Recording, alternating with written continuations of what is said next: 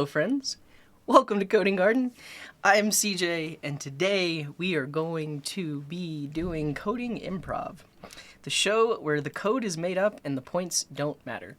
So, it's been a while since we did a Coding Improv. Come on, Tara. Okay, so before I get into it, I do want to make sure that the audio is in sync because I made some changes to my video.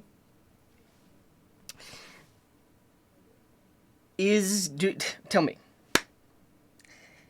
Did you see the? You probably heard the clap before the actual clap happened. Is it perfect? It's an hour. I need you to tell me how much longer. I mean, some people are saying it's perfect. It's probably fine. Does it really seem like low FPS? Because I thought I made it better. What if I like force it to 30 FPS? How's that?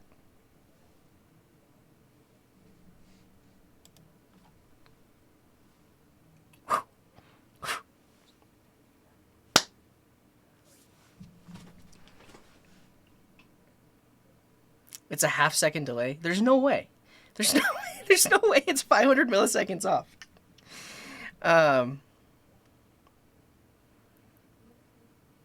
It's better. Okay, so here's one last thing I'm gonna try, or I'm gonna do.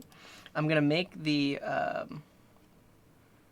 what is 600 millisecond offset on the audio. Okay. And now. Oh yeah, I'll enable captions. Can do.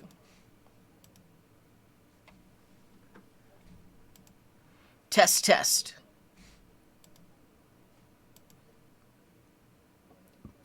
The captions aren't loading.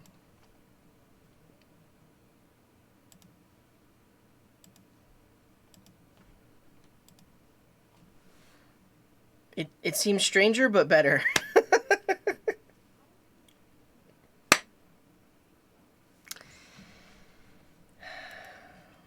Test. 1, 2, testing the captions. There we go. Captions should be on now.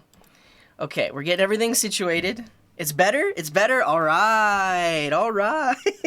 What do you think, Terawatt? Is it still horrible? Is it watchable? Do you just, like, not look at this half of the screen?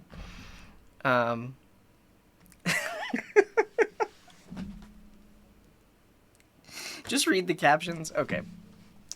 Hello, everyone. Welcome to Coding Improv, the show where the code is made up and the points do not matter.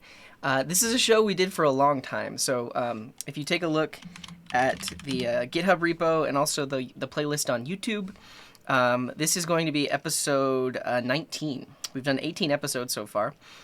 The idea is I will enable suggestions from the chat at the beginning.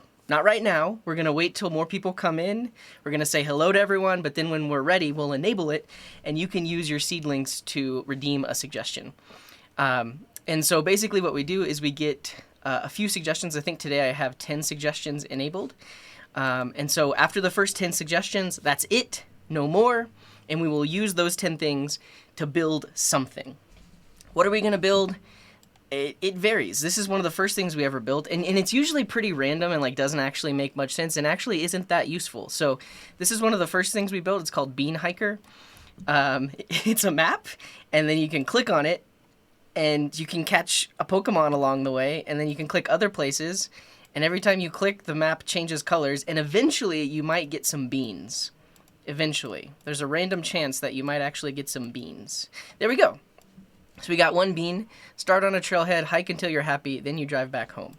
Great. And you just keep going, and you get as many beans as you can get. Look at that, I got 2 beans. So that was the first thing we ever built, and then it's a bunch of random stuff. I think the second thing we built, we called it chicken tender, because it's like tender, but it was for chickens.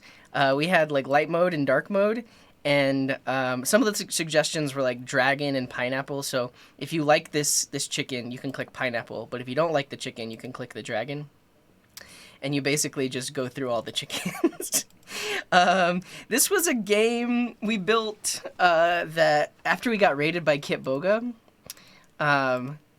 or maybe, I don't know if it was after a raid, but it was definitely inspired by Kitboga. This is the Boga Hey emote from Kitboga, but the idea is you can see the battery percentage in your score, and you just keep clicking on the screen. It's completely random, and then you can tell that the battery's getting low because we're at 20%. But if you get rainbows, you get more points. Like I said, these apps don't actually make that much sense, but they're fun to build because we get to explore a lot of different things like map APIs, various JavaScript SDKs, and stuff like that. Apparently, I'm doing really well. There we go. And then we get like a nice little game over screen. This was a memory matching game that we made. I was notoriously really bad at it. I can't remember. Okay, so there's a star right there. There's a cactus right there.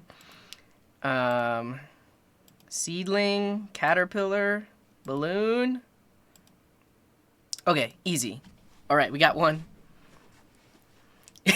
What's up, Oscar? Rainbow equals more power makes sense. Yeah, you're right. There are aspects of it that make sense. But, okay, the seedling was there. Look at that. My memory, I think, has gotten better since last time. Oh, it's that one. Nice. Nice. I forget what we built this with. Did we build it with React? I don't know. But we built that game. And then we also made a retro dino jump game one time. Where you press up to try to jump over the waffles. And yeah, what we use varies. Like sometimes we use React, sometimes we use vanilla, sometimes we use Vue. Sometimes we pick a game framework. I don't actually know if this was a game framework or if we just use DOM manipulation. We can look at the source of the page. Now, this is all DOM manipulation. So we essentially are creating like a DOM element that represents a waffle, and we are literally moving it across the screen as time moves forward. So there's no game framework here. These are literally like DOM elements on the page. You can look at the source of the page and you can see that, oh, look at that. There's a piece of food. And there's lines on the road. And we just used like JavaScript and CSS to animate everything. You can tell that these are a React app. This was kitten keys. So we found an audio library that would let us pitch shift a kitten meow, and now we have a keyboard.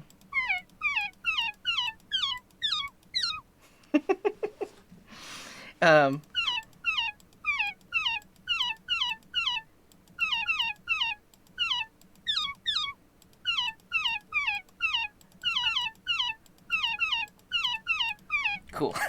So that one was really annoying. A lot of people's cats freaked out. Oh, this was another fun one. This was, if you've ever heard of the game Overcooked, it's a game where you collaborate to like get meals together and like put them out. So we made Overbrewed, where you get an order on the menu here. So the order has to be in order. The drink order has to be made in order. So it says water and then milk, which means I have to do water and then water, press enter, and then milk. We have an order out, great. Now I have to do coffee, sugar, water, and then mud. The order goes out. If you look at the coffee pot, you'll see that it starts to fill up. And then we got foam, water, and milk. Yeah, pretty much every time we use something like itch.io or something like that to find the pixel art. We didn't create this pixel art. We found the pixel art.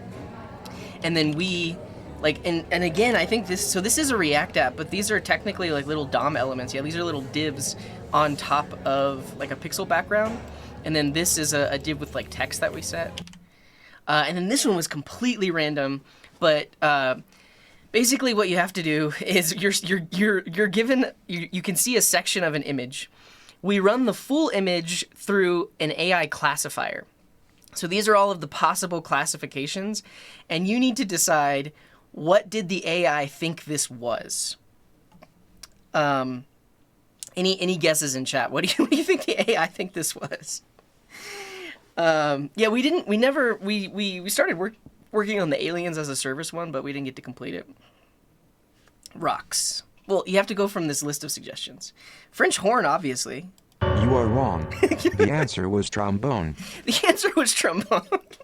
It's ridiculous because the AI can't really detect what this is. I mean, you can obviously there's a spatula there, but this was fun because we also tapped into the League of Legends API. So each of these images is like a hero from League of Legends. I'm gonna go with chains. You are wrong. The answer was padlock. Okay. Wait, you guys guessed it. Okay. I'll let you all suggest. What do you think this is?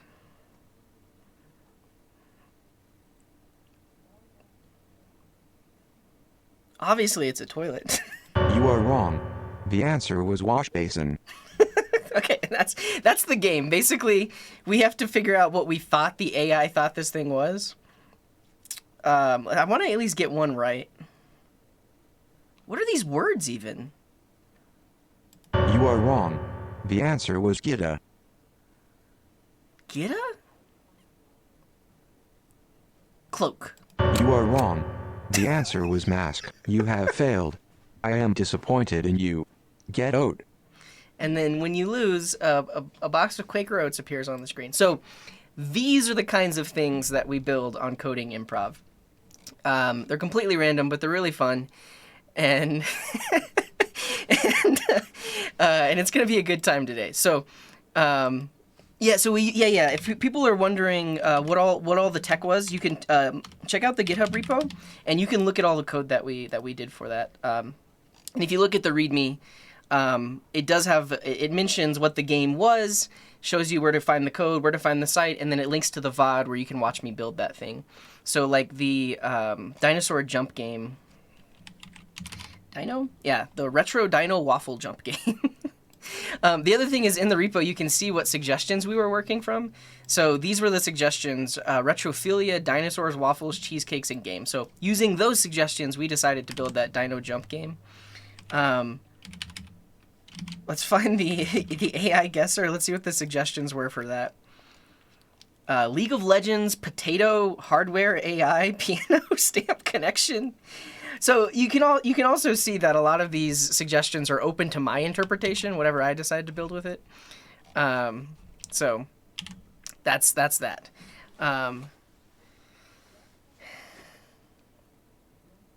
Nico is Japanese for cat. Is it Nico or Neko? I think it's Neko, right? But that's funny that you named your dog Neko.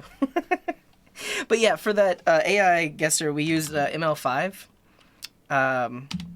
ML5JS, which is built on top of TensorFlow JS.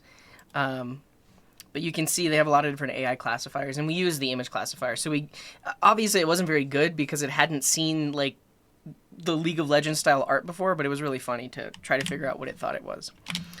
So when we start this off, you want to suggest something, this is how you do it. You have to use your seedlings. It's not enabled right now, but when I enable it, that's how you're going to make suggestions. If you click there, you can see the various redemptions. The improv suggestion costs 1,337 seedlings. Now, if you don't have enough seedlings, just wait till next time. And the way that you can get seedlings is by watching the show, going on raids with us, dropping a follow, cheering bits, and if you're a sub, you actually get more points as well. So really, the redemption is kind of like a reward for being a community member, being somebody that tunes into the stream pretty often. So when we enable it, you'll click this, you'll type one word, and I'm gonna reiterate this later whenever we do it, but the suggestion that you make should be one word. It should not be a technology. You shouldn't say React, don't say Vue, don't say MongoDB. No one has ever suggested a URL before. But I guess ultimately, are you like linking to an image or something like that? I would prefer it if it was just a word.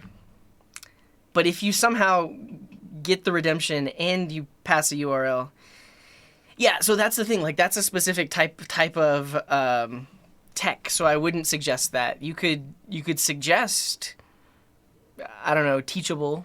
But then it's up to me to decide what I do with that. So.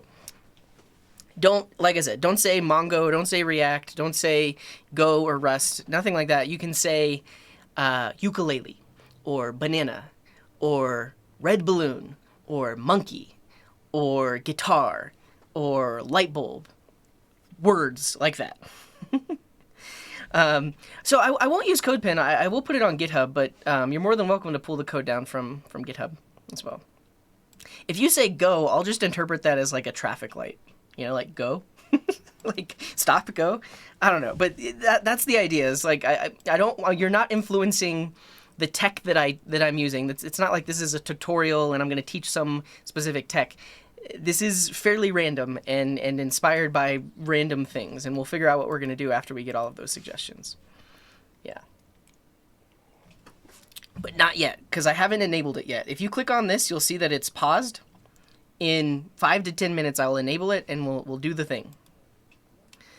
What if I say rust, intending the reddish things on old metal? Well, and no, exactly, yeah. If you say rust, that's how I'm going to interpret it. I mean, I could interpret it as the the programming language, but that's up to me. Like that's why I do it this way, because at the end of the day, I'm the one writing the code, so I get to decide how we interpret it. All right, let's say hi to everybody. That's what we're doing today, Data Devin. Welcome in. It's been a while since I've seen you. Let's say hi to everybody. No, it's not anti-fun. It's how do I rope in all of these suggestions, all of these people watching? How do I manage all of it? I do what I want to do, and the people that want to stick around, stick around. So that's how that works.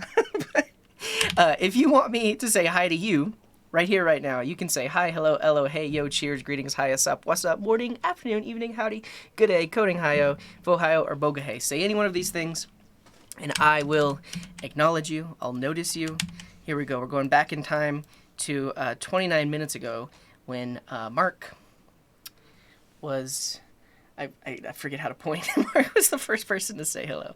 What's up, Mark? Thanks for being here. Hello, Cesar and Emitalb and Stotney and Coder and the OxD and DB16 and hello, Yash and It's Not DG and Mark Boots and Salty Ohm and Earl George and Pop Plip and Andrew and Developer.js and Crafty.dg and I Rossum.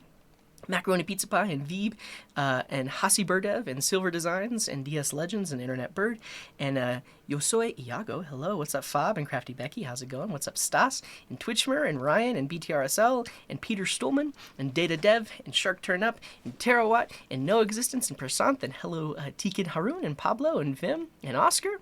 Hello, Industries. What's up, Shirkum? And yes, and MSQ and Scuba Steve. What's up? And Israel. Hello, and MSD Shubuntu. Hello, BJ Sebastian, and Zoxeed, and Klaus Dev, and Manbaj Pai, and Zaluge, and Verd, and Age Monkey, and Cam Lonodarsh, and Tony from Estonia, and Taniat. Welcome in, everyone. Glad to have you. Welcome to the Coding Garden. What's up, Austin? Should we add poop emoji to the list of greetings? Welcome in. I think we're gonna do it. We're gonna do it right now. So I'm gonna do a YouTube intro because I'm gonna try to edit this for YouTube. I don't think I've ever done an edited coding improv on YouTube. It's every YouTube video is the full VOD. It's basically the whole. I mean, some of these are like 3-4 hours long, but that's how long we worked on the thing. I would honestly say like it's probably more fun and a bit more entertaining if I can finish the thing within an hour or so, because like I can keep your attention, we can build the thing, we get it working, and then we're done. But we'll see. But I do plan on editing this and putting it on on YouTube. Reading Twitch handles should be an Olympic sport. Thank you, Ryan, because I got the gold. I got the gold. But we'll see. So if you are already here, I already gave the intro, but I'm going to give the intro again for YouTube, and then I'm going to enable suggestions. So if you want to make a suggestion, and Scuba Steve, thank you very much for that Prime. If you want to make a suggestion, you should click the seedlings right now, click this, and then just get ready, because we're only going to allow 10 of them. And the moment I enable this, the first 10 people to throw in a suggestion, that's it, that's all. And then after 10 people have suggested, no one else can submit. And it goes fast. It's going to go really fast. So,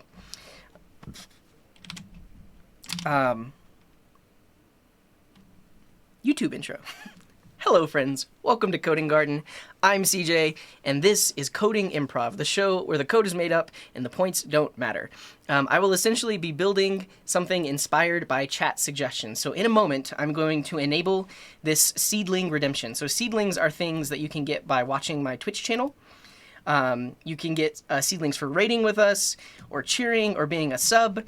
Those are all ways to get seedlings, but if you have at least 1,337 seedlings, you will be able to redeem this, and we're only going to take the first 10 redemptions. So what I'm asking from chat is for a single word, like banana, or hat, or balloon, or anything like that. It can be a single word. It shouldn't be a text, so don't suggest Vue or React or Mongo or anything like that. I want you to suggest one thing that's somewhat random, and we're going to take those 10 suggestions and figure out what app we're going to build based on that. Does everyone understand? Type 1 in chat if you understand. And then I'll enable these, and the first 10 suggestions we will use. And like I said, you have to use the seedlings in order to suggest. Yeah? Yeah? Yeah? -1? And go! That's it, that's all. That's the 10 suggestions, so no more. That's no more. I'm sorry an ad played during the suggestion, but that's it. We got all the suggestions. Let's see what we got. Here they are. I'm gonna pull these into the README. So Ryan suggested Yorkshire Terrier. Mark suggested pumpkin. Me Not Santa suggested remote. Fob suggested power cord. Okay. Curried Lambda suggested foliage. Woodsiger suggested philosophy. Okay. MXN suggested nature. Cesar suggested mosquito. Kev Jumbo suggested chicken. And Stotney suggested brain. Did I get that right? Seems right.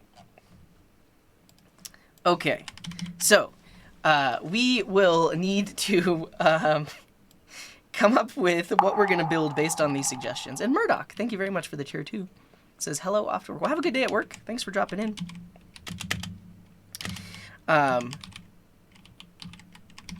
Do like this. Like that. Okay, these are the 10 suggestions. I'm going to enable, or I'm going to set up a, let's do a 5-minute timer, 5.5-minute timer. And when this timer is up, we should have an idea ready to go. So basically, I'll take your suggestions in the chat. So take all of these things into account: Yorkshire Terrier, pumpkin, remote, power cord, foliage, philosophy, nature, mosquito, chicken, and brain. And help me come up with an overall idea for what we can build.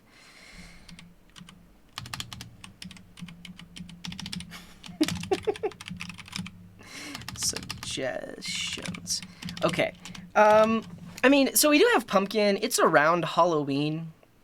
We've talked about in the past almost having like a multiplayer game where you're like trick-or-treating on a web page or something like that. Trick or treat web game? I don't know. A puzzle game. What kind of puzzle?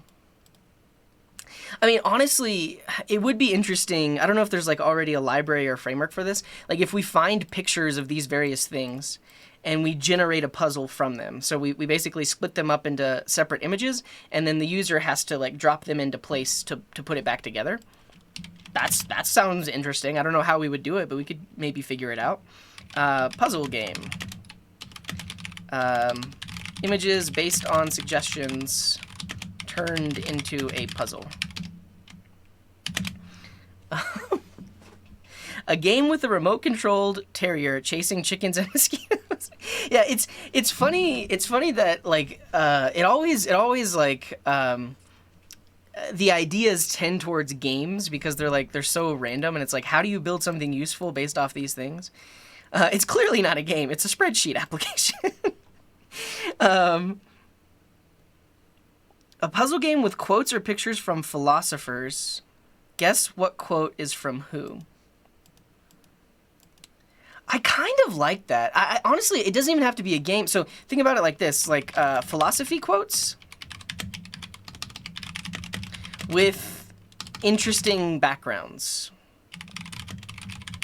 I like this. It's not super complex, but it would be fun because we could tap into like some stock image API or something like that to get images based on these various suggestions, and then we could find an API with philosophy quotes, or we come up with our own list of philosophy quotes, and then when the page loads, we show a random image with a random quote on top of it. That would be pretty fun.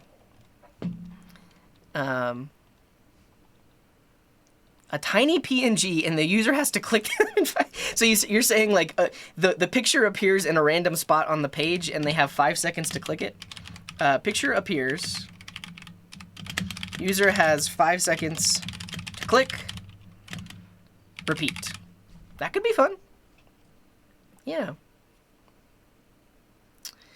Oh, if you have an issue with Vue, join the Discord and ask in there, because we're working on other things right now. But we'd be happy to help over in the Discord. But I do know that the Vue CLI versus Create Vue is different, a little bit different. So you might have to do things a little bit different. A draw game where you can only use WASD with AI image classification. So what you're saying is you have like a point on the screen, and then you use WASD to move that point around, and you're basically drawing. So like given a prompt, you need to draw the thing with one continuous line. Is that what you're saying, Terawatt? I think that's what you're saying. Draw with one continuous line, only using arrow keys.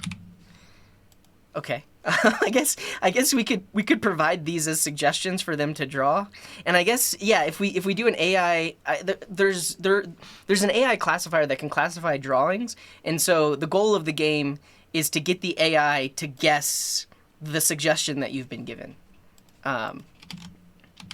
Goal is to get AI to suggest the prompt you're drawing. So like if you're given the prompt pumpkin and you try to draw a pumpkin, you want the AI to guess pumpkin. That's the goal of the game. Healthy food, avoiding to mess with nature. Interesting. Remotely create Brill-like pumpkin hats for dogs. An AI to dump all these words to give you one idea. Interesting. Hangman game with a pool of words powered by live chat. Select a random user from live chat to make the next letter guess. I like the idea. I just don't know how we could fit it into here with these suggestions. A chicken, mosquito, or terrier brain in a pumpkin to make it a monster. Okay. So like a monster game, like a monster like running game, 2D game or something like that? Huh. A planet system where planets are pumpkins and chickens and so on. All right, how much time? We have 3 seconds. We have to come up with an idea right now. All right, I think we're gonna go with this list that we have. it's like a CAPTCHA with extra steps. That's actually really funny. Imagine you had to draw something for a CAPTCHA. I feel like in every improv, you do an app that picks a random thing from the suggestions and uses that. That way you don't have to think about all the possibilities. Listen, I already said, it's my show. I get to do what I want. Like, I guess if we chose this idea, then it would actually incorporate a lot of them because those would be the possible suggestions. But yeah. Okay, so we're gonna go with these suggestions. We gotta pick one. Should I let you vote? I'll let you vote. All right, I'm gonna get rid of Trick or Treat web game. A puzzle game. We could do this, but I would want to find a library that does this for, like, I can't even imagine how you would, I guess maybe I could, but how you would break an image into puzzle pieces and then how you would verify that the user has put it back together. Like, I would want to find an existing like puzzle thing. I mean, honestly, that would probably be really easy. If we found a puzzle library, that would make it really easy, but I'm partial to this philosophy quotes one.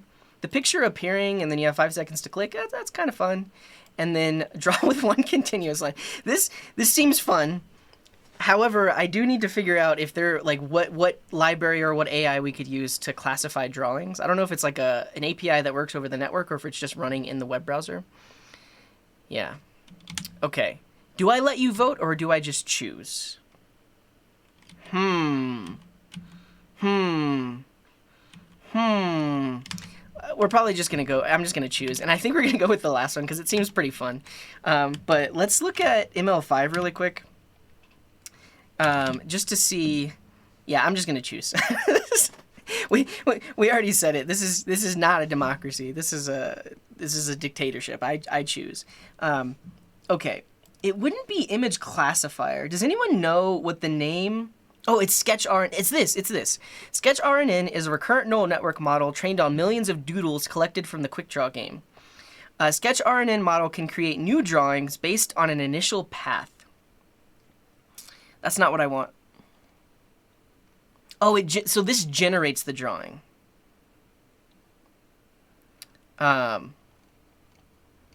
Okay. We don't want to generate the drawing. We want to classify the drawing. Doodle classifier?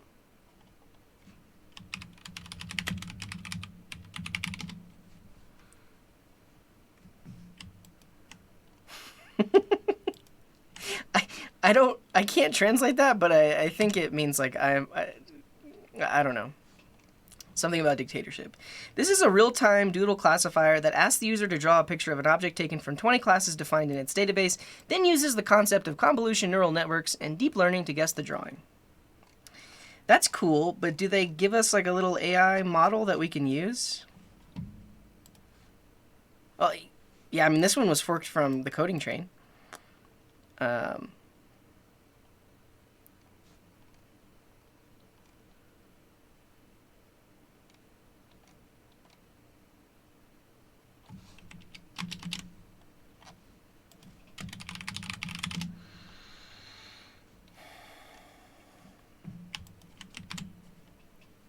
Watch a neural network recognize hand-drawn fruits. Okay, so I think here's the issue is to get this to work the way we want, we need an AI model that is already aware of all of these different types of drawings, right? And I don't necessarily want to train my own model, but we need a model that can already detect Yorkshire Terriers and pumpkins and power chords and stuff like that. Because if it can't, then the idea of the game kind of breaks down.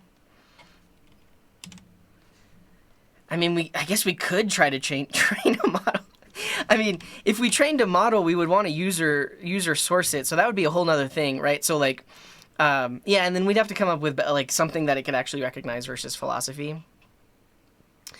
But yeah, I mean, that's a potential something we could build. I don't know if I want to do this because it seems very hard, but we could make a website where people, like where we give these prompts and then people actually sketch them out. Now we have a data set that we can then use to train the AI based on these words. And then we have like, I don't know, 10 or 20 different examples of a mosquito, 10 or 20 different examples of a chicken, that kind of thing. So it's a cool idea. I don't think we have the time or the expertise to do it today. So I'm going to remove that idea. We'll save it for another day. But it's yeah. I mean, I guess it would be. No. I guess you're totally right, Terawatt. If we remove the AI part of it, then it just becomes a drawing game. Like you're given, you're given a prompt. You have to draw it using a single line. And then maybe we like save it to a database and then we have like voting on the drawings or something like that. But also like MVP could just be, you're given a prompt, draw the thing. Okay, we're going to do that. We're going to do that because that'll be fun. That'll be fun. Let's do it. So we're going to do that. And then I guess the other aspect is I want to use these words as like starting points, but we could also find an API that gives us like synonyms or word suggestions based on an existing word. So that way we're not just dealing with these 10 words. These are our base words, but then we can have like 10 words based off of each one of these as well. Save it in a DB and ask the next user. But yeah, I mean, at that point, we're basically just building Drawful. right? Draw full, but in one continuous single line. That's funny. Well, okay, so but that's actually a good idea as well, because what if we did draw full, but through Twitch chat?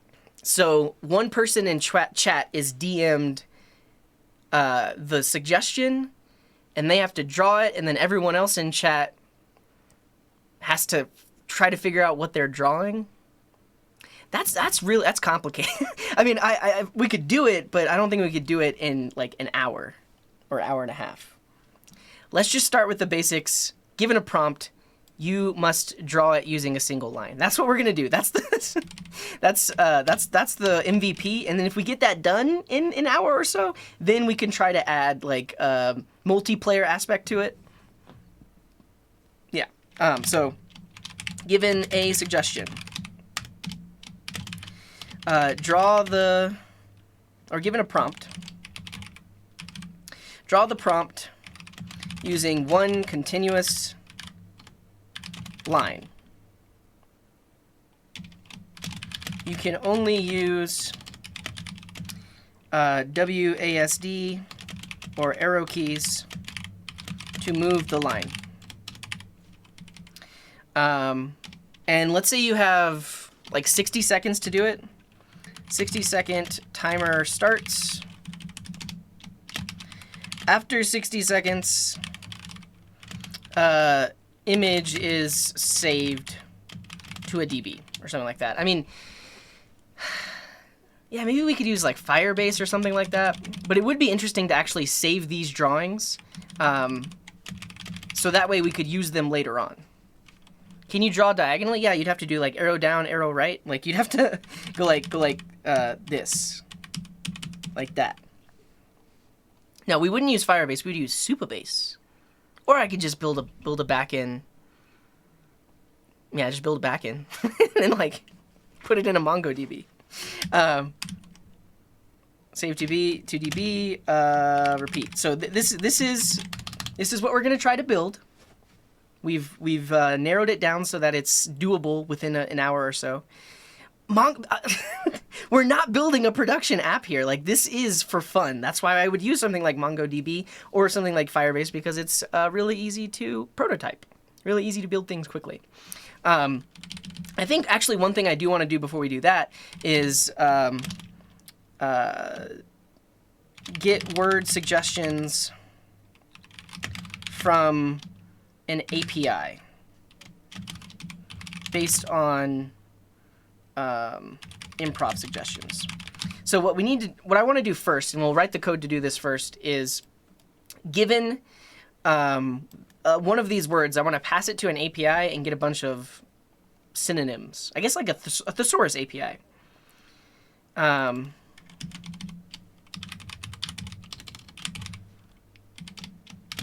Choose random improv suggestion. Get synonyms from an API. Choose random synonym.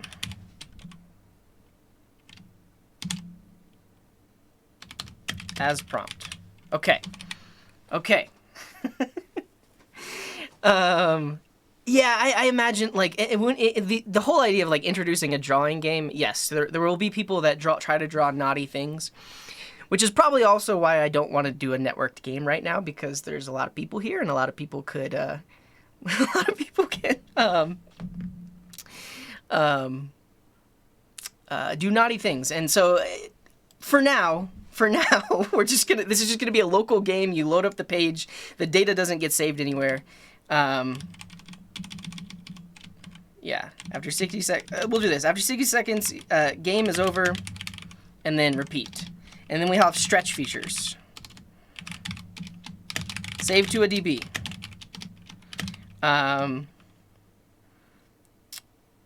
Yeah. Okay. The drawing must happen on the server side? Oh, like I see what you're saying. Yeah, so like you send the key presses to the server records those, and then that is actually what images is drawn, versus someone just sending an array of points to the server. Yeah, which is why we're not going to have a server yet. It's all client-side. It's all client-side. And for those of you that are watching, you can see how I am using my years of experience as a software developer. I am gradually making this thing simpler and simpler so that we can finish it within an hour. And also based on what I know my skill level is, because we could set out to do all kinds of really cool fancy stuff, but it's a possibility that we would never get it done. So here we go. We're just going to use vanilla JavaScript for this. We're either going to use canvas or DOM, like DOM manipulation. We could literally have like a grid, and then as you move, the grid points that you move across stay lit up. That's basically how you're drawing it. So we're gonna do it with vanilla JavaScript. We're not gonna install anything. I am literally going to just create an HTML file and start writing some JavaScript. No dependencies. Here we go. All right, index.html. Gotta spell that right. Like that. We want ourselves a little script tag. We'll be somewhat modern, so I'm going to say type equals module. And this will be arrow draw. Help me come up with a name as well. And then we're going to point it at a JavaScript file. So app.js. Use Vim or NeoVim? No. Okay, so this is our JavaScript. For now, I'm just gonna log hello world, make sure it's working and hooked up. Drawdle? We could use defer. It's literally the page doesn't work until the JavaScript loads, so I don't see a point in putting defer on there. But yeah, let's use defer. Coding Drawden. Name ideas. Drawdle. Coding Drawden. Cool. Keep suggesting names and such. I'm going to use Light Server. I have it installed globally, so if you have npm, you can do npm install -g light server.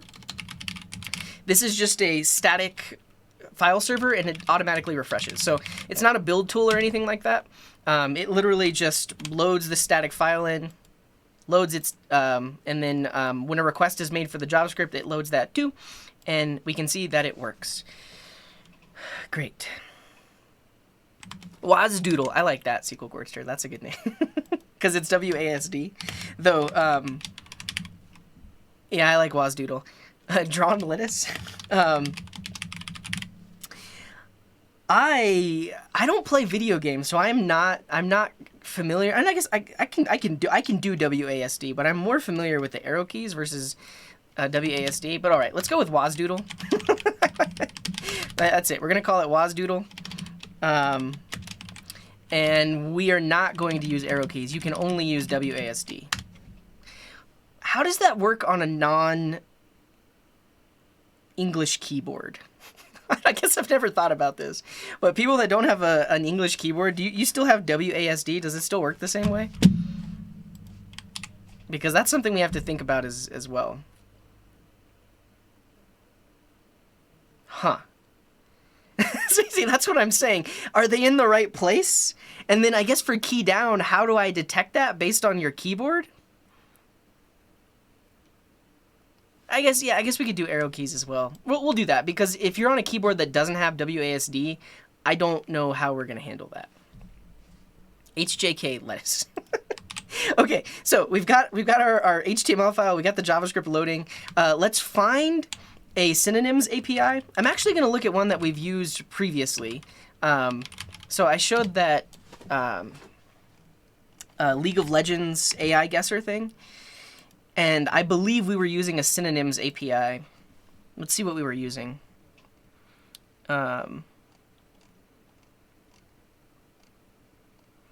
Data muse, words, and then given the word. So if we pass in like pumpkin, what do I get back? Autumn pumpkin. Cucurbita pepo. Pumpkin fine. This works. This is totally fine. Yeah, we'll use this API.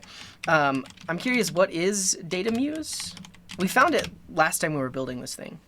A collection of websites, mobile apps, and APIs designed to help people create and communicate more effectively. Cool. Cool. And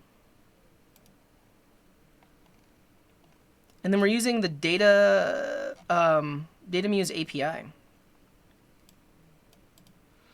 Words with a meaning similar. Words related. Yeah, so with a meaning similar to what we're doing. So that's the API we want to call. And then let's pull in these suggestions.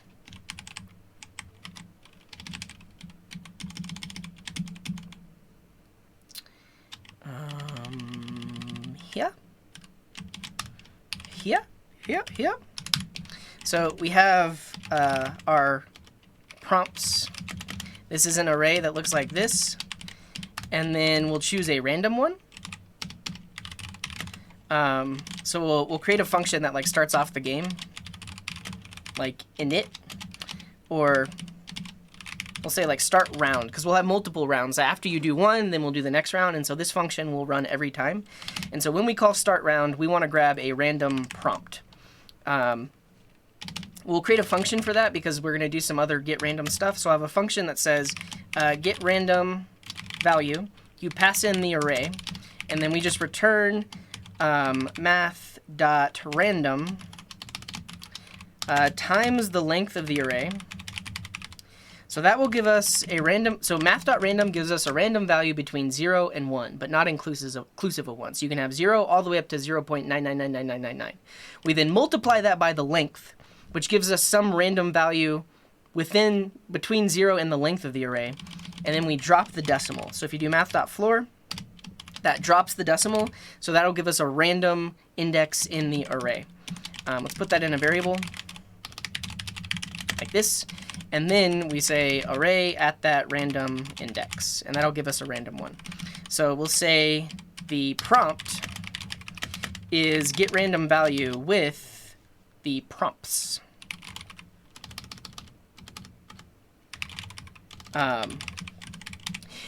You will have the last one because, so arrays in JavaScript are 0 indexed. So the first one in the array is 0. The last one in the array is length minus 1. So because math.random will never be 1, the maximum possible value will be length minus 1. Because we would get like whatever 0.99999, drop the decimal, then it's maximum possible of length minus 1. Okay, so that gives us the prompt. Let's see what prompt we get. And then if that's working, we will call the API. So when the page loads, we'll say start round. That should give us one random prompt. Let's see what we get. Brain, foliage, brain, remote, power cord, brain, remote, power cord, pumpkin, chicken, Yorkshire Terrier, remote, foliage. It tends towards remote a lot. Doesn't matter. Seems fine. Now let's call this API with the random word that we got. So we'll say, let's call this the initial prompt because that comes from this array. But then we're going to take that initial prompt, pass it to the API to get more, and then get a random one from there. So we'll say prompt equals get random prompt based on this initial prompt, like this. So now we have a function, and this will be asynchronous because it has to make an API request to get that list of suggestions. So we'll have an async function called getRandomPrompt that takes in the prompt, or the initial prompt, and then it's going to make an API request here. So we get the response based on awaiting fetch with this URL, and then we pass in that specific prompt. We grab the actual JSON data, and then this will look like, let's just see an example of the API response we're going to get.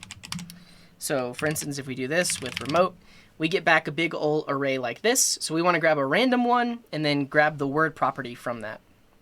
It's funny that remote can be interpreted in multiple ways because it's like if it's remote, it's distant, or it could be a remote control or something like that. So we make the API request. That gives us back this array. So we want to grab a random one from there.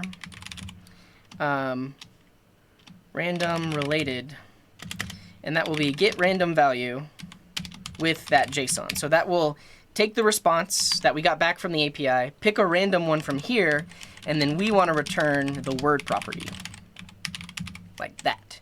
And so now, if we log this prompt, that should be a random prompt based on the initial prompt. Let's see what we get. Insulated. Salvinia. Can't access property word. Random related is undefined. I guess that makes sense. So, or not makes sense. It's possible that the API returns nothing. And if that's the case, we need to do it again. So if random related dot length is not a thing, meaning we got back nothing. Right now, I'm just going to log what the prompt was, because apparently one of these prompts, it cannot find. Maybe it was Yorkshire. Let's do a space on Yorkshire Terrier. Let's see. All right.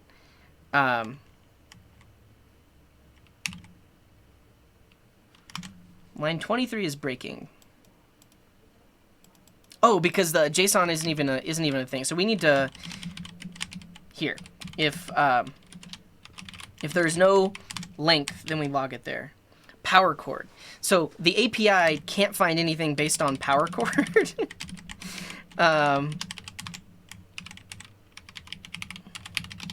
Yeah, the API returns nothing, or I guess it returns an empty array if the term is power cord. What about power cord? With a space. With a space, it can find it. So we'll put a space in there. Yeah. All right. Hippocratism. Viburnums. Fool. Fiber bundle. Purpose.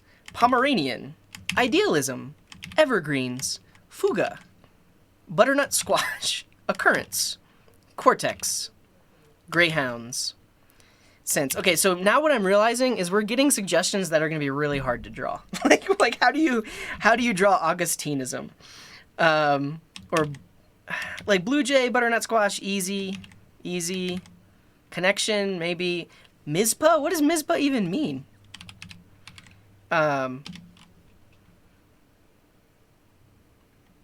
Worn to signify remembrance. I guess that is the challenge. So Mizpah is Hebrew for watchtower? It's also an emotional bond? I think that's what I'm thinking, Ryan, is we actually should grab the definition now, just to let people know what it actually means. I'm curious if this DataMuse website has definitions.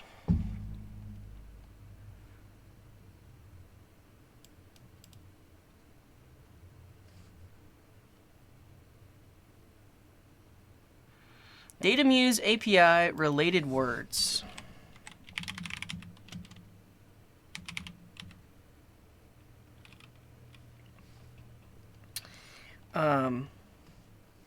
So yeah, if we only get nouns,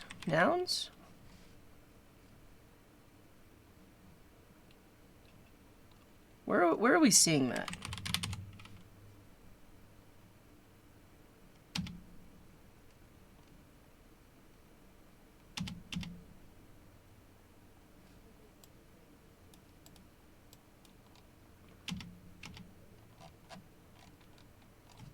All right, so we're using the words endpoint.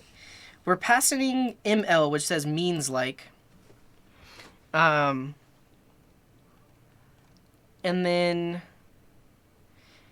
related word constraints require that the results when paired with the word in this parameter are in a predefined lexical relation indicated by code. Oh, okay, so we could do rel underscore noun.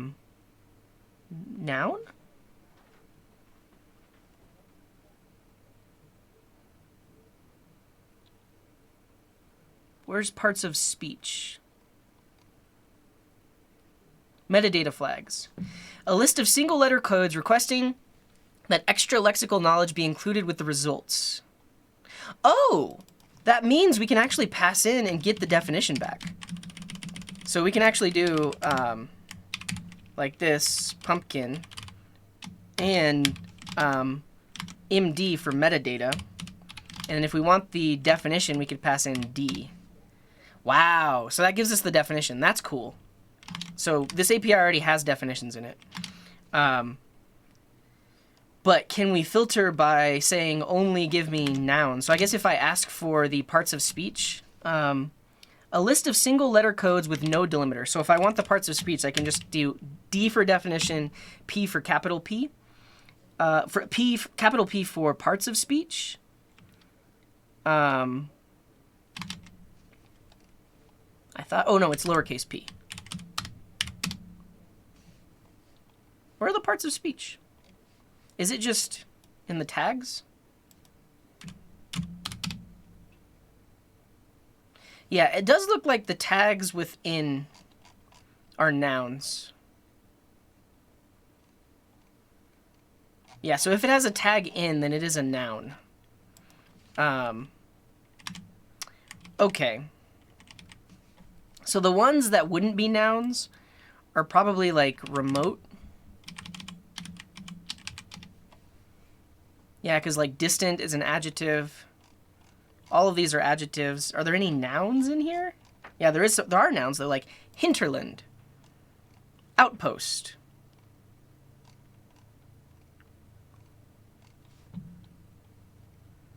Distance is a noun?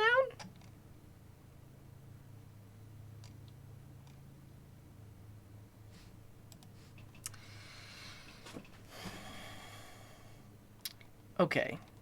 I think this can work. I think it might break down. Like, we might get some suggestions that just, like, seem really hard to draw, but I think that's the point.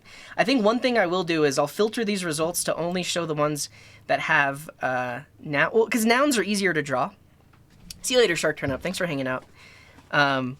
Nouns are proper, or are things. Or nouns are things or objects, which means they're easier to draw than, like, a concept. Are you sure this dictionary includes bad words? I'm not sure. A noun is a person, place, or thing. Exactly.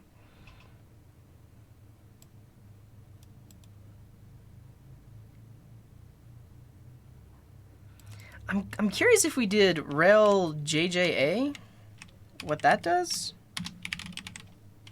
Rel related, nothing. Nothing. Okay, I don't want that. Abstract things can also be nouns. I thought it just says rel. Okay, let's see.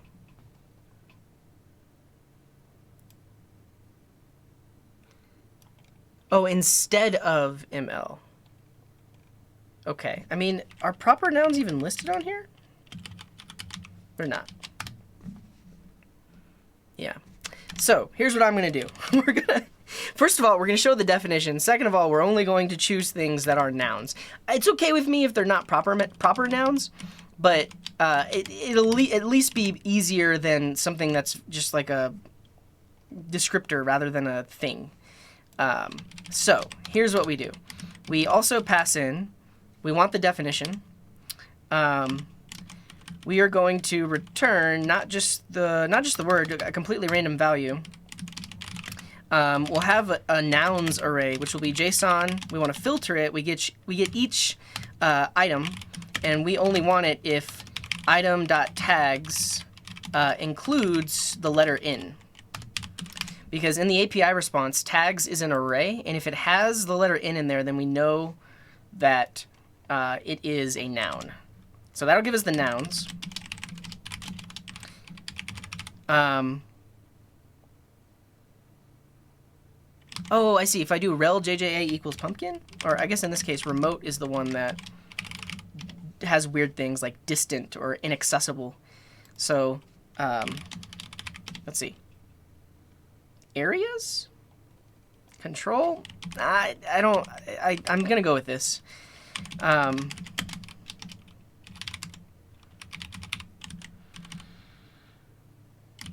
Cool. So now we should get a random noun, and now we should get the definition as well. So actually, we want to return the prompt, which would be random related dot word, and the definition will be random related dot defs at 0. So the first definition that they provide. Okay. So we get Twisted pair, a form of electrical connection in which two insulated conductors are twisted together. Cool. Or we get mountain laurel, North American evergreen shrub having glossy leaves and wider rose-colored flowers. Then we get thrust, verbal criticism. Then we get hardwired, alternative spelling of hardwired. That's funny, actually. Oh, and actually, we want the definition for the noun. So we actually we want to filter these. We want to grab the first one that starts with in, because it's giving us back the adjective definition. So we get the definition. We want that definition to start with in, and then grab the first one. So I'll do a find. Evasion, the act of physically escaping from something, an opponent, or pursuer by some adroit maneuver. That's not a noun, is it?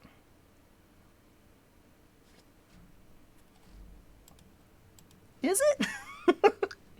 The word we passed in was brain. Evasion isn't a noun. What's up with that? Or not evasion. So this searched for brain, and then evasion was in the results. It's tagged as a noun. Evasion is a noun? Evasion is a noun. It sounds like a... Oh, okay. So evade is a verb because it's an action. Evasion is a noun? It's the process of evading. Okay. Let's see if this gives us that.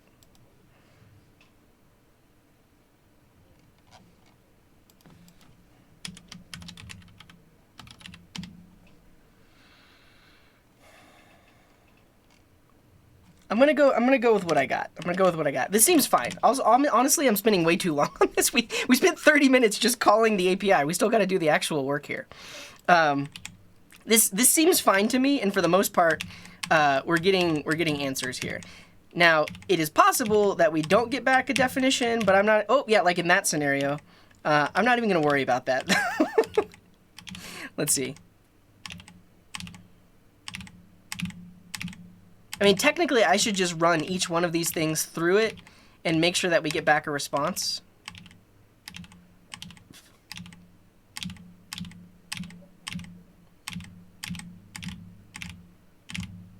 Like that. Okay, and then we can look and see what word that was. Power chord. So when we pass power chord into the API, there are no nouns. Is that what's happening here?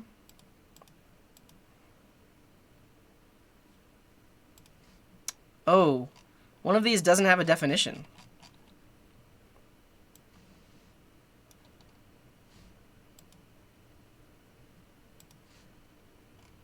Conduit system is missing defs.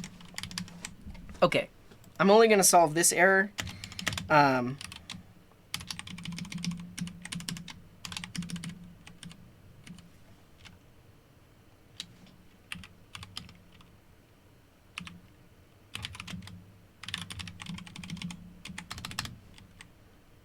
Cool. So if definitions are not defined, then the definition will just be not found. Okay. That's it. That's all. I spent way too much time on that. But at this point, we now have a prompt and a definition, which is great. Glad to see it. Now we can show it on the page and then let the user try to draw it. In our HTML here, let's have a little div. We'll have a paragraph tag for the prompt, and then a paragraph tag for the suggestion, or for the definition. And we'll give this div a class of game area. And let's add some styles. So I'm going to have a file, call it styles.css. We will have the game area. Make it a flex box.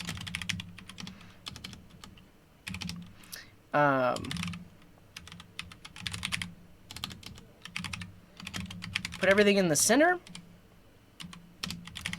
and everything goes down. So it's a flex direction column like that. Cool. I think, anyways. And then also on the body, I'm going to set the font family to sans serif. Then we will add this CSS. So right here, we're going to link styles.css. Good. And then in here, we're going to grab those two elements from the page. So I gave these two things IDs. In my JavaScript, I'm going to grab the prompt element. And this is document.querySelector for the element that has the ID prompt. And then we'll do a similar thing for definition. So we grab the definition element, the element that has ID definition. Great. And so now after we've made the API request, we've chosen a random thing, we can set the prompt element text content to be prompt.word or prompt.prompt. Let's make it word. Prompt.word. And then the definition element text content will be prompt.definition, like that. Cool. So now instead of just logging it to the console, we actually show it on the page like that. Awesome. Let's add a few more styles. So let's style the prompt. This will have a font. How do I make something bold? It's been so long since I made something bold. Font,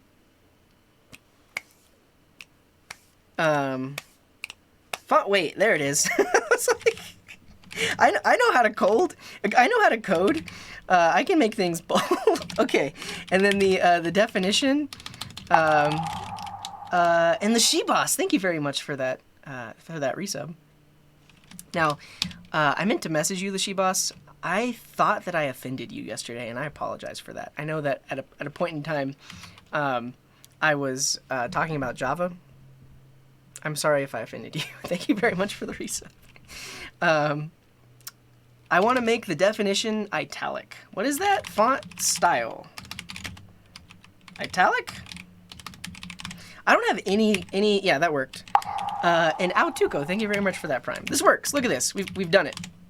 Let's give this a parent element right here. So this will be the, put in a div, and then call this,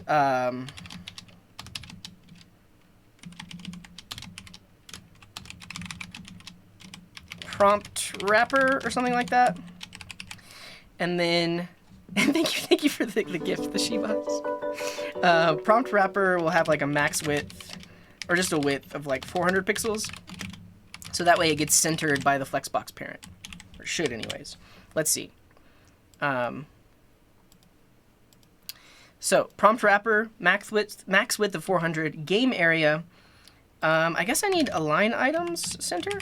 Yeah, that's what I need as well on the parent.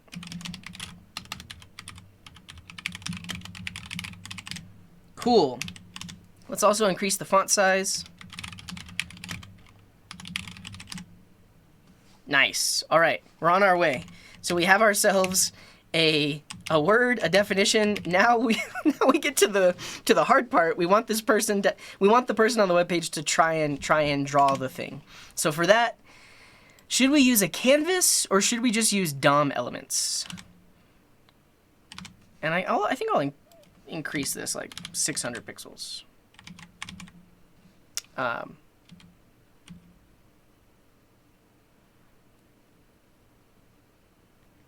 Canvas?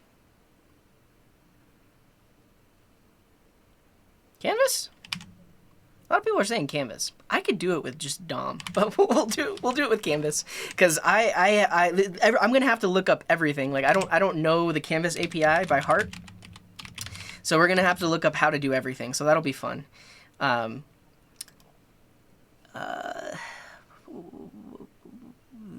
canvas tutorial in MDN. So like we're gonna have to get the context, and then we'll be putting points on it and such. Yeah, that's a thing. I guess like we could technically use something like P5.js. I've never heard of Paper.js. Oh, welcome in, Shifter. Glad to have you. All right, we're gonna use the Canvas API, but like I said, I don't know it, so I'm gonna have to we'll have to look everything up. We're gonna learn it together. Draw area. So I have a canvas. It has an ID of draw area. Let's style it. So we're gonna give it.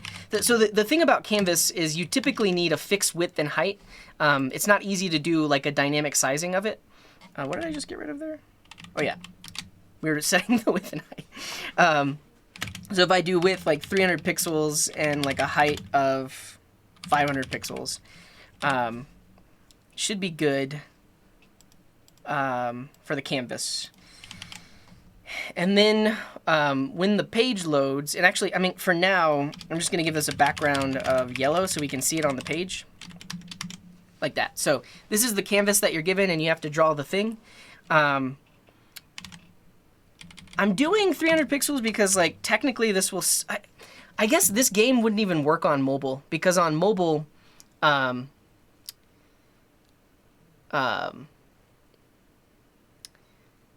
there's no arrow keys.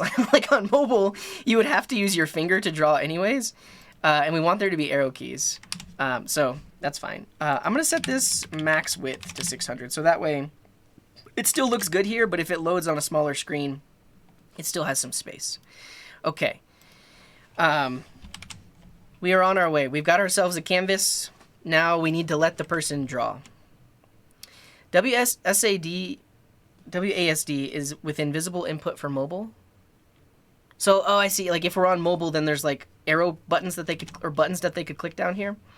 Okay, we're just gonna add a little to do. To do buttons for when on mobile. Sorry, mobile users. I'll give the class of to do. I'm not going to implement that right now. If we finish everything else in the next 20 minutes, then I'll implement it. But for now, they get a little to do area right there. Okay, let's figure out how to do this canvas thing.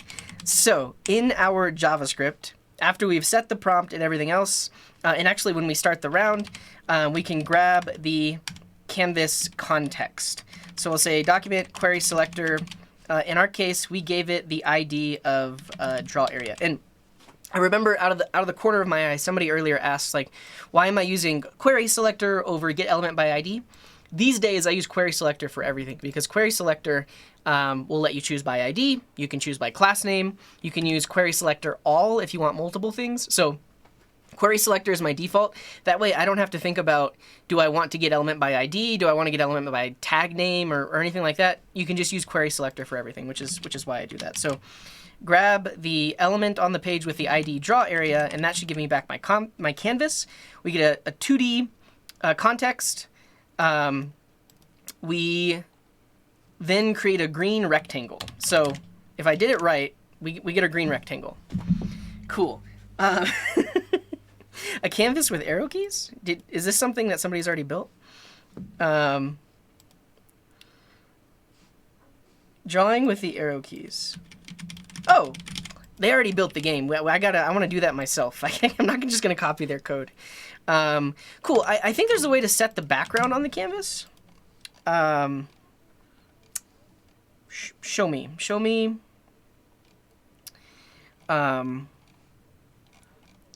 Give me the Canvas API.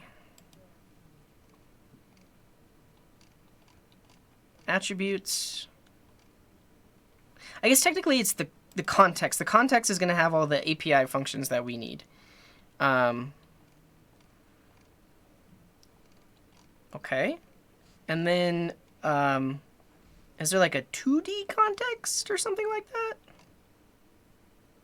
Canvas rendering context 2D. That's it. Okay. So now that we have that, here are the functions that we can use. So if I want to set a background,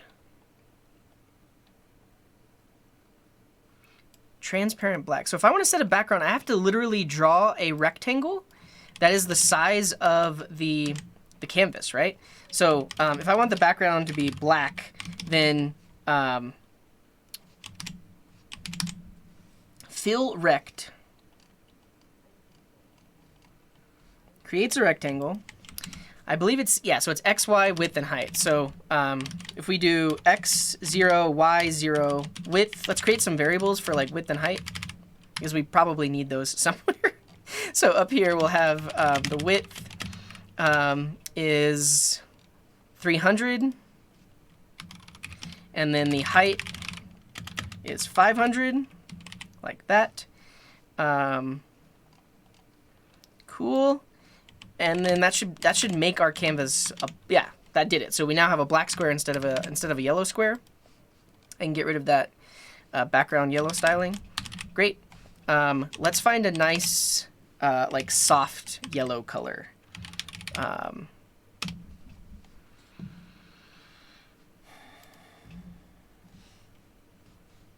There it is, canary. That's gonna be our background color.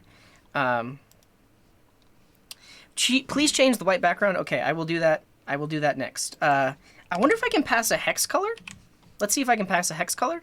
And then let's adjust our styles. So the body has a background of black and a color of white. So we basically have dark mode now. If we go here, look at that. We're making an app, and we have that nice like yellow color. So it's cool that we can pass in a hex color. Good to know. Good to know. All right, so we've got fill rect. All right, we've got begin path. That's probably what we want.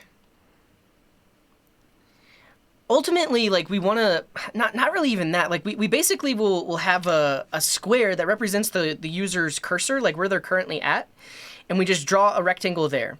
And then when they press arrow keys, we'll draw one to the right of that. And if they press up, if they press right, we draw one to the right. If they press up, we draw one up, just like that. So it's like, I don't think we actually want a path. I think we literally want like little pixels for everywhere that the cursor has been. That's my plan here. So really, set the background there. We will put a little black dot in the center, which represents the current place that the user is at. So we'll set the color here, and instead of like full black, let's do like gray? No. That? No.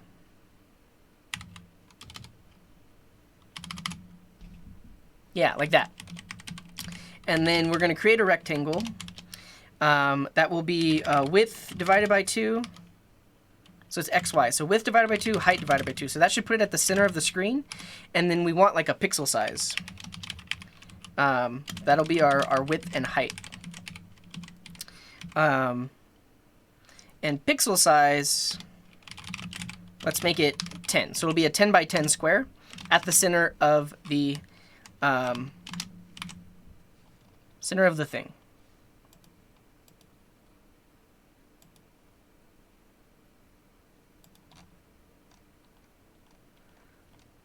Did I do something wrong?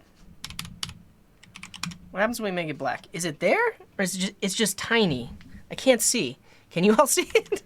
What if we make the pixel size bigger? So if we want like 100 by 100?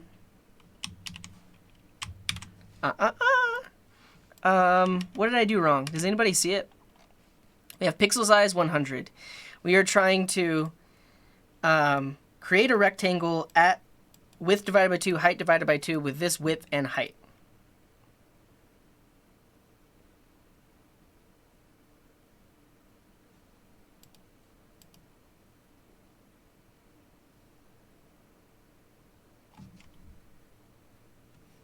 Oh, do I need, I can't do a shorthand? That's not it. When they're doing fill rect, they just pass in width and height.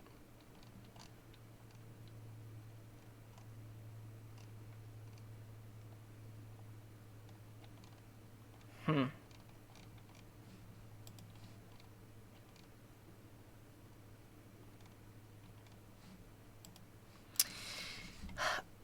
do believe the 0, 0 is the top left corner, right? What's up, one computer guy? Welcome in. Right? That top left corner is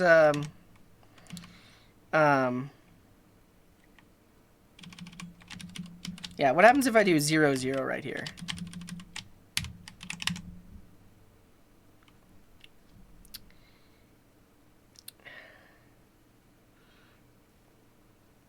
That is not 100 by 100. I mean, I guess it is. if we do a 10 by 10, the top left corner, yeah, it's off the canvas. Why is it off the canvas?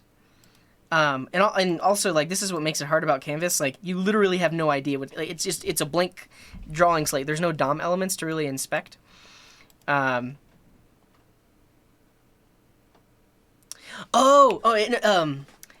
location of the drawing is the center of the thing that you're trying to draw. So that's why it's cut off, because well, no. Yeah. Sort of. It won't draw outside of the canvas. So if I make this a different color, can I do like named colors like blue? I can, but yeah, you'll see that it doesn't draw outside of the canvas.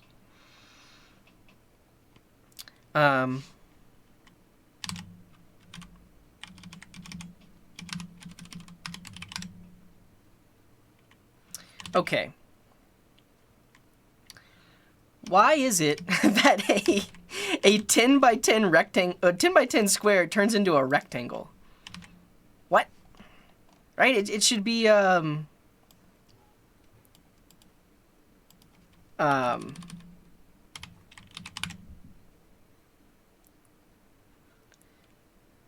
stretched the canvas? Oh, yeah, you know what yeah, you're totally right. I think I literally need to put I didn't even think about this. I literally need to put the width on the element itself. I guess let's not do it with CSS. Let's do it in JavaScript after we select it. So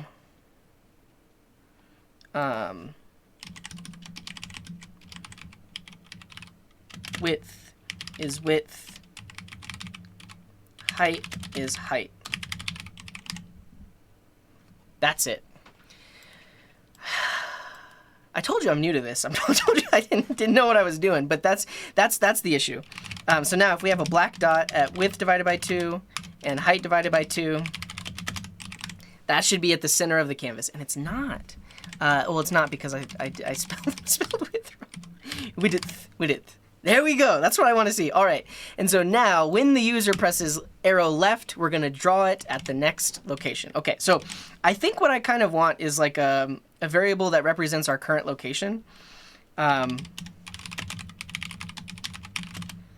that will just have an X and a Y. So let's throw this in here. So we start off at width divided by 2 for the X, and the Y is height divided by 2. Like this. And then we can have a little function that draws a thing at our current location. So something like draw pixel. And draw pixel is a function. We can make it a little arrow function because we're like defining it in line. This is a function. I'll get there, like this. That does this, but instead of manually putting it in, we just say current location.x and current location.y. And current location.y. Okay, great. So that draws a pixel at that given place.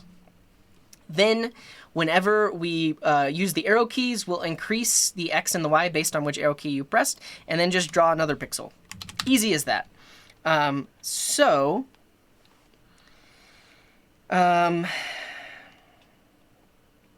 Now I'm thinking about where do I want to add the event listener for arrow keys down.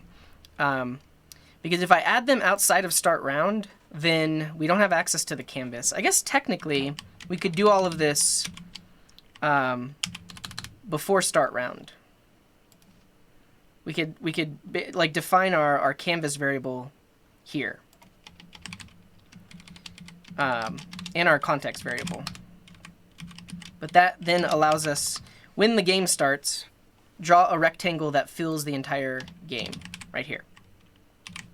So that would overwrite anything that happens. And then also these two can be moved out now as well, because now we have like this. And because I have a function out here now, I'm going to use the function keyword instead of an arrow function. And here you can see my preferences for arrow functions versus the function keyword. If a function is somewhat anonymous or like defined in line, I like to use the arrow function. If it's defined at the top level, I use the function keyword. Cool. Cool. I like it. Now, what that means is if I have a arrow key or WASD event listener at the top level, I can affect the canvas. I can still draw to it. So let's do something like document.body.add event listener for key down. We get the event, and I think we want e.code to give us the specific key that they pressed. So arrow left, arrow right, WASD. So key W, key A, key S, key D. So we have a little switch statement. So we're going to switch on e.code. And if e.code is equal to this, we do that. Default return. WASD. You technically don't need the curly braces, but I like the way it looks. Begin. Oh, okay. We'll put that in the list of stretch features, but we want like sounds. So like a begin sound. Maybe there's a sound for each pixel that you draw. So if it's W, then that means we want to go up. So I'll say current location dot Y minus equals 1. Because that'll make it go up. And then we'll say, after we've adjusted the location, we say draw a pixel. Because that'll use the current location. If they press A, that means we want to go left. So we'll do current location dot X minus equals 1. If they did S, that means we want to go down.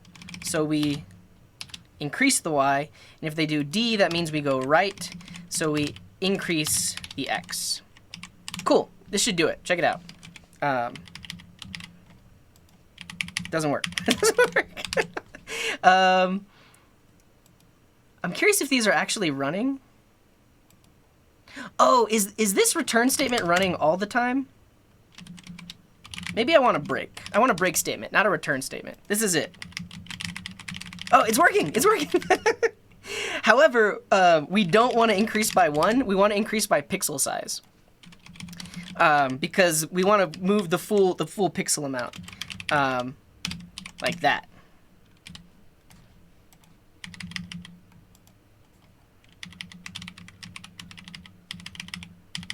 W does not work. D works. S works. Oh, S? Wait, what? S is going gradually down?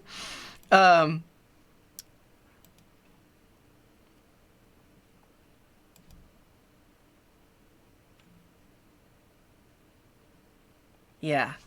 So, yeah, basically the way that I'm designing this... Oh, I need to break... Oh! You all know how to write switch cases. And you can tell that I don't write switch cases that often. I usually just have, like, if statements. That's why. Yeah. Okay, so... Up. There we go. Okay.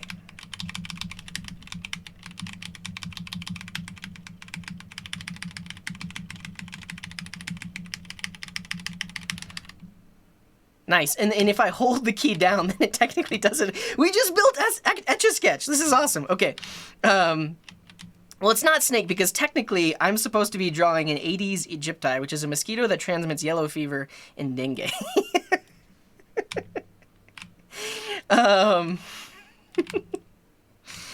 Okay, so that's awesome. Right now, if the user goes off the screen, I don't stop them from doing it. Because technically, like right now I'm holding right. Okay. So if I think we'll handle this like right before we draw the pixel. So we'll say like if current location dot x is less than or equal to 0, or is less than 0, then just set it to 0. So you can't go further back than the left edge.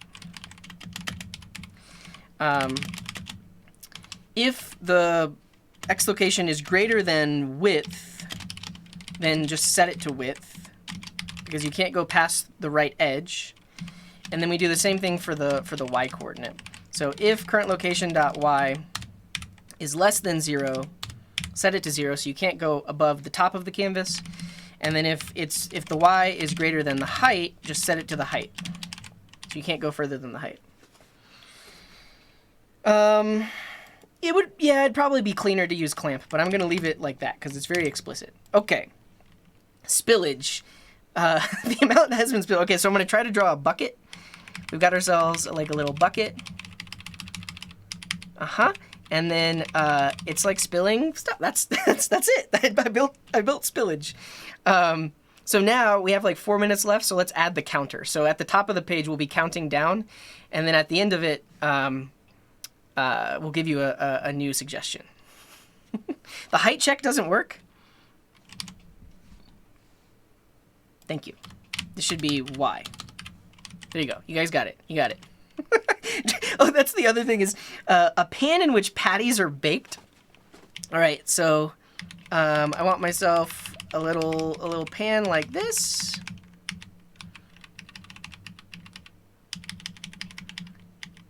And then it has a handle. And then inside of there's a patty.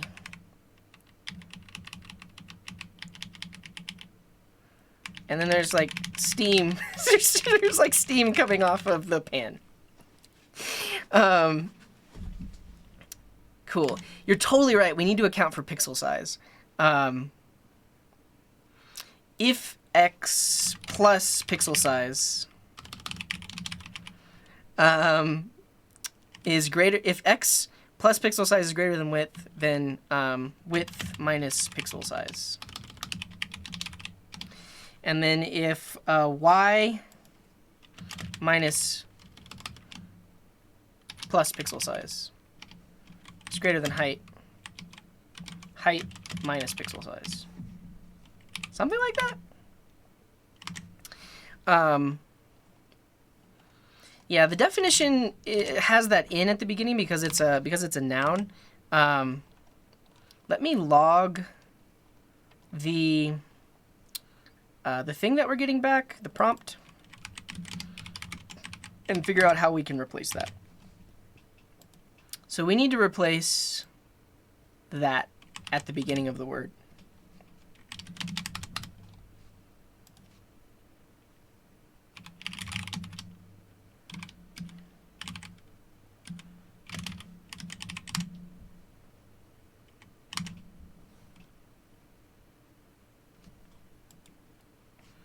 That doesn't seem to work. Oh, the definition. You're totally right.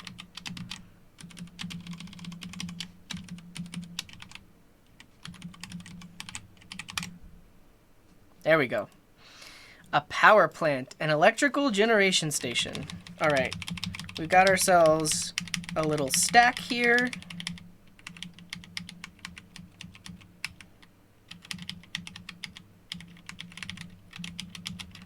It's got some smoke coming off of it. And then we can draw more stacks.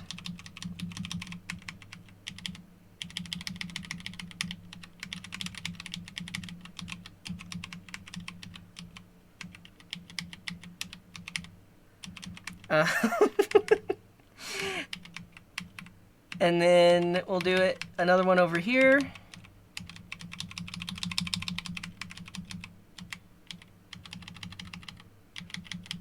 Make the cursor red. The issue with that is we would need to keep track of all of the Oh my god. I'm not drawing the Twin Towers. No, see, there's three. There's three. It's a power plant. It's a power plant. The issue with blinking the cursor is... I guess you're totally right. Like, we could... No, because then we'd need to keep track of the points it was in, because the way a canvas works is every single thing that you draw gets drawn on top of the previous thing. So right now, because we're not keeping track of the locations, we can't, like, redraw where the user has already been.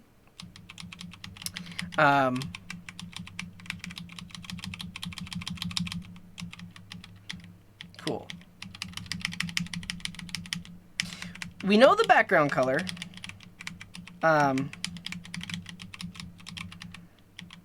Okay, so this is the power plant, and then we can draw like a line for it in a tower. I don't know.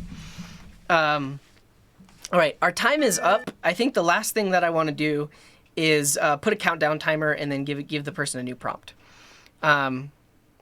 Make the cursor a different color. Then on move, you draw over the current location. Then draw a new location with the cursor color.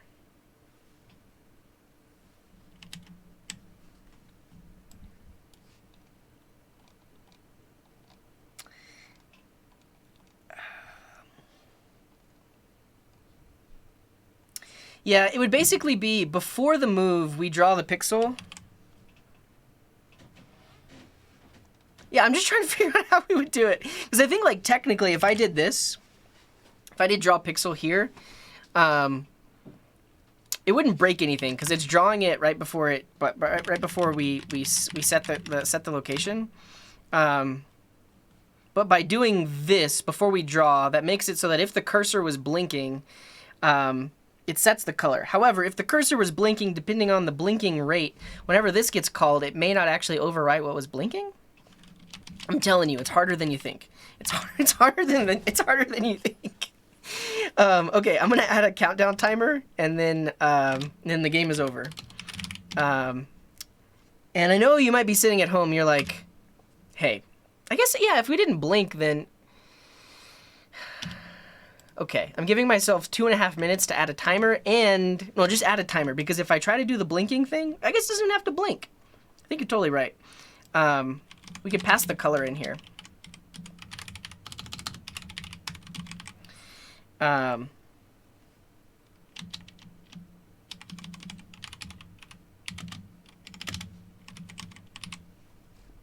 So we draw a black pixel, and then... here we'll do gray.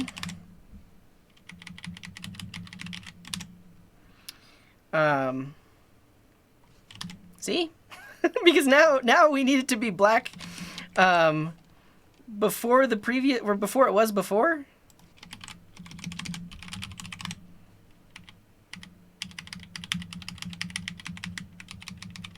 Okay, this works. I did it. I made it work.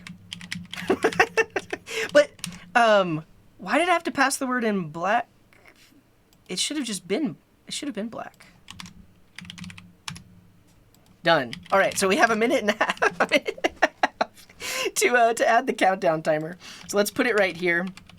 We'll have a div. We'll say class is, or give it an ID of countdown. And then we'll create an element for it. So the countdown, we'll not create an element, we'll select it. So get the thing on the page that has ID countdown. Great. And then when the game starts, so when we say start round, we'll have like start time equals date.now. And then end time is start time. Actually, we really only need end time. So date.now plus 60 seconds.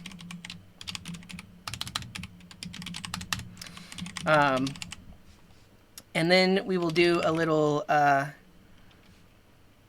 set interval. This is going to run every 500 milliseconds. The countdown element text content is going to be Well, I'm already out of time, but we'll get this done. So time left is going to be right now in time minus right now. And that's how many milliseconds we have left. And then so we divide this whole thing by 1,000. And this will be seconds left. Should be anyways. And then we're going to set the text content there. We'll put this in a variable called countdown interval. And then if seconds left is less than or equal to 0, then the game is over. So we're going to clear this countdown interval. And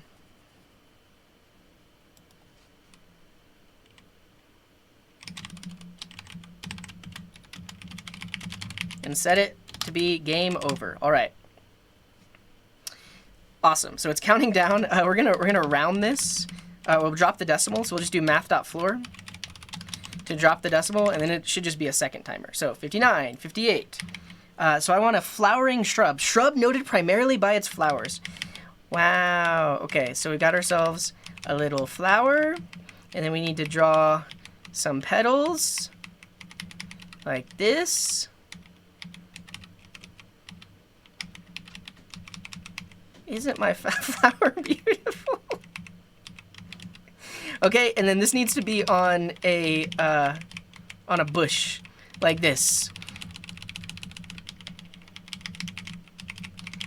Like this. There we go. I did it. So that's a flowering shrub. I guess technically it would probably want like one more flower, but I'm almost out of time. Like this. Like this. Kind of.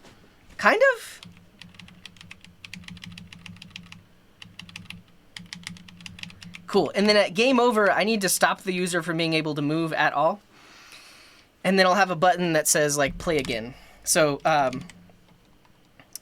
let's just have like a state variable right here. We'll just say like let game over be false.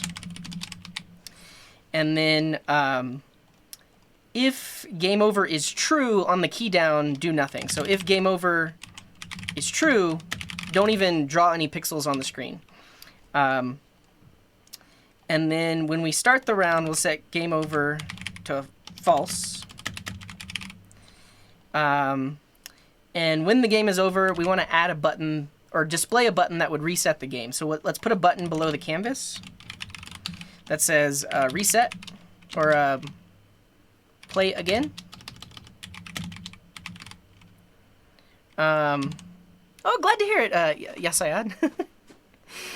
Is there a command to see what they... Wait. No, I don't have the suggestions anywhere, but I'm going to push this code up to GitHub, like, right now. Or, like, right when I'm done. But these were the suggestions. Essentially what we're doing, when the page loads, we choose a random suggestion. We then send it to an API that gives us words that are similar to that suggestion. We then pick a random word from those suggestions, and then we present that on the page. And then the user has to draw that. And I think when the game starts, we need to set the countdown element text content to be 60. So it starts off as 60. What was I doing? We were defining a button. So I have a button that says play again, and this will be the reset button. When the page loads, I'm going to hide the button and then only display it when the game is over.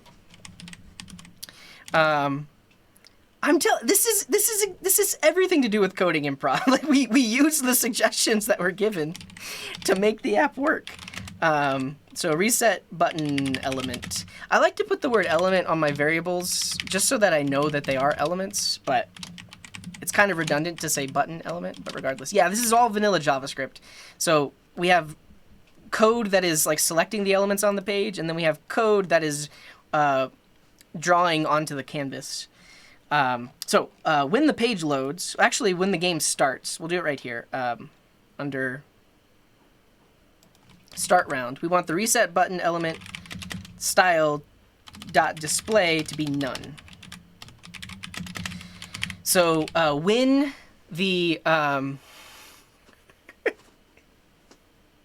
I get what you're saying, Mark, but it's open to interpretation. It's open to interpretation. So when the game starts, hide the reset button so that they can't click play again, and then when the game is over, show the reset button. And then we need to add a click handler. So when that reset button is clicked, we reset the round. We start the round again. And let's add that right here-ish, right here. So when you click that reset button, we will say start round. The other thing is we need to reset the cursor. We need to reset the current location to be this whenever the game starts. Because if we're starting a new round, we got to reset that as well. So this is, what did we call it? Cursor location? Current location. Dot X equals that. Current location dot Y equals that. And we're good to go. Okay, so the game starts. You have 60 seconds to draw copper.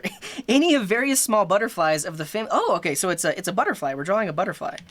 So a butterfly has like a little body like that. And then a butterfly also has some antennas like that. Oh, I messed up. I guess that's the fun part about this is he looks like he has horns. Oh well, he's got that, and then we want to draw some nice little wings.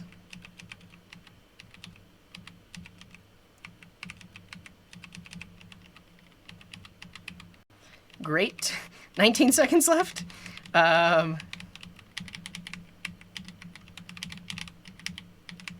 It's a little jank, but we got ourselves a butterfly. There we go. Maybe like that. Cool. 5, 4, 3, 2, 1. Cool. And we didn't. I don't think we set game over to true. If it says draw a circle, how do you do that? You have to do like left, right, left, right, left, right. We actually didn't set game over to true right here, which is unfortunate. But right here, we need to say game over equals true so that they cannot draw anymore. Yeah, it's perspective. You're looking at it from an angle. Electrification, the act of providing electricity. Okay, so I'm going to draw a tower, like an electrical tower. Like this. And it's got little support beams like that. A tower. Yeah, a tower. And then there's like an electrical line going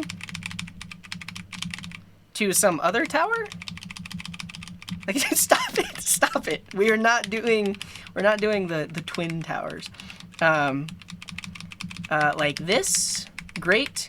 And then this will then electrify a man. We'll have a little guy here. Got 7 seconds left. He's got arms. And he's got legs. Cool. Game over. And then at this point, I can't move the cursor anymore. And if I click play again, everything should reset.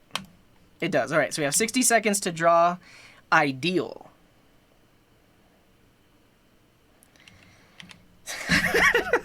I don't know how to draw that. But one last like extra stretch feature is I want you to be able to download the image that you just drew.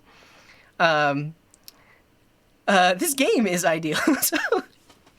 Because yeah, so right now you just lose it, but it would be nice if you could download it and then like save it for prosperity, I guess. I don't know. But it is possible to do that. This game is amazing. Well, thank you, Imposter Engineer. Can you right click and save it? Oh, you can. Or yeah, like this. And if I right click and say open it, okay, never mind. We're not even going to add that feature. We're going to just add a little bit of text that says on game over, No, the game is called WASDoodle. WASDoodle. Yeah, I mean, so there's a lot of really cool stretch features we could have. So like right now, we're not keeping track of the path that the user took. So like we could save cursor movements for playback, because that's another kind of a game where basically you can watch in real time. Well, not in real time, but you can see how the person drew the thing if we keep track of every point and like the timestamp. So if you play it back for somebody else, then they could try to guess what it was. But all right, we can play again. Anopheles malaria mosquitoes. Okay, I need to draw a mosquito. I'm going to start with the nose. That is the nose of the mosquito. And then he's got like a little head and then a little body. Some tiny little wings. I guess at this point it looks kind of just like a bird. How am I going to make it be a mosquito? Like that. Okay, so that's decent. Don't tell me this mosquito isn't decent. I'm gonna draw an arm. This is a guy that has an arm.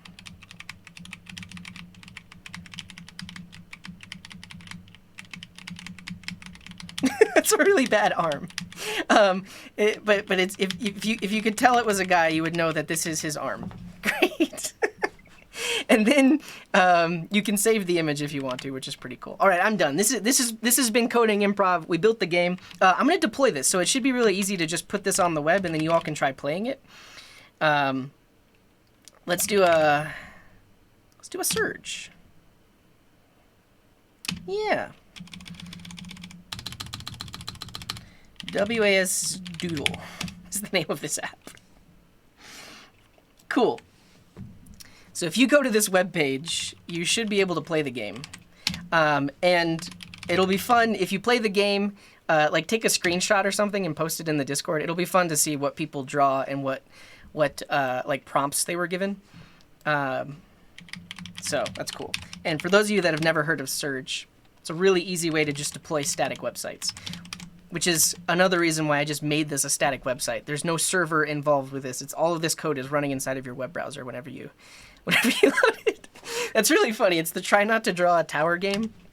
For whatever reason, a lot of my drawings end up looking like the Twin Towers, which is unfortunate. So there's a link to Surge, and then there's a link to the game. Yeah. Cool. Awesome. I'm proud of what we built. Like I said, there's a lot of extra things we could do, like keeping track of where the cursor went, adding sounds when the game starts or when they move. We could have like a 3, 2, 1, then start. The other thing is, because right now all of this is client side, so whenever it shouldn't be asking for cookies. There's no cookies. There's no cookies.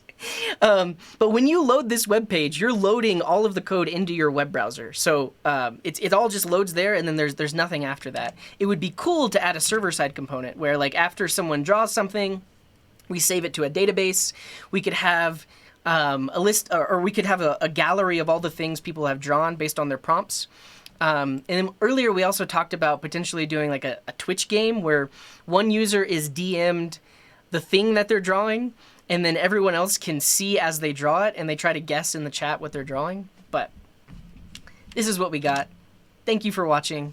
If you enjoyed this, definitely check out the rest of the Coding Improv playlists. We do lots of stuff like this. And we'll see you in the next one. Everyone say bye to YouTube. Bye, YouTube.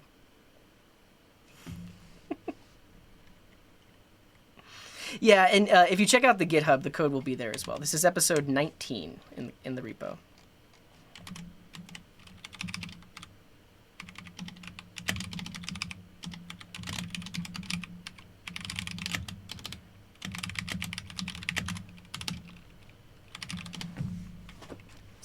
See ya. Yeah, so if you check out the YouTube, if you check out the GitHub, episode 19, all the code is here. It's all in this file. Cool. That was fun. Thank you all for participating. It has been months since the last Coding Improv. And I feel like I think we did a good job.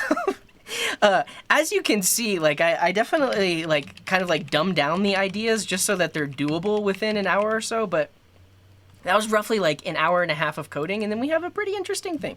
So I'm proud of it. Let's go on a raid. Can I, is this a risky click, Oscar?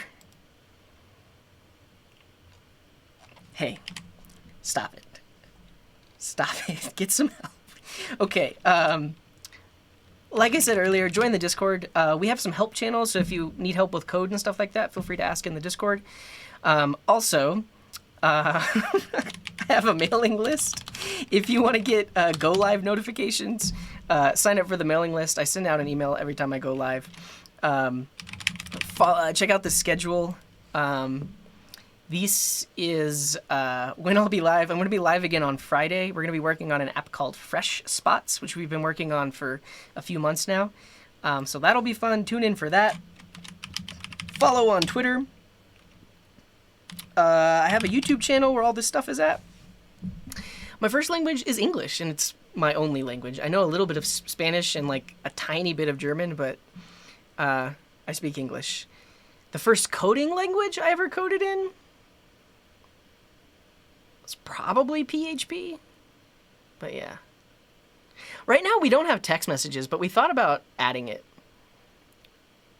The main issue is like I would have to pay per text message that I send for go live notifications, but we could use the fact that most cell phone providers, you have an email address that you can send an email to. But well, welcome in, Timon. You missed the whole thing. you missed the whole thing. But we built WASDoodle. So when you go here. You get a prompt. Parietal lobe, the part of the cerebral cortex in either the hemisphere of the brain. Okay, so we need to draw a brain. So the idea is you have this canvas, and you have to draw the prompt within the limited amount of time, and it's kind of like an Etch-a-Sketch because you can't move the cursor freely. So I kind of want to just point to this section. There, the parietal lobe. oh, I see what you're saying. The title of the web page is still arrow draw, so I'll update that. WASDoodle. Okay.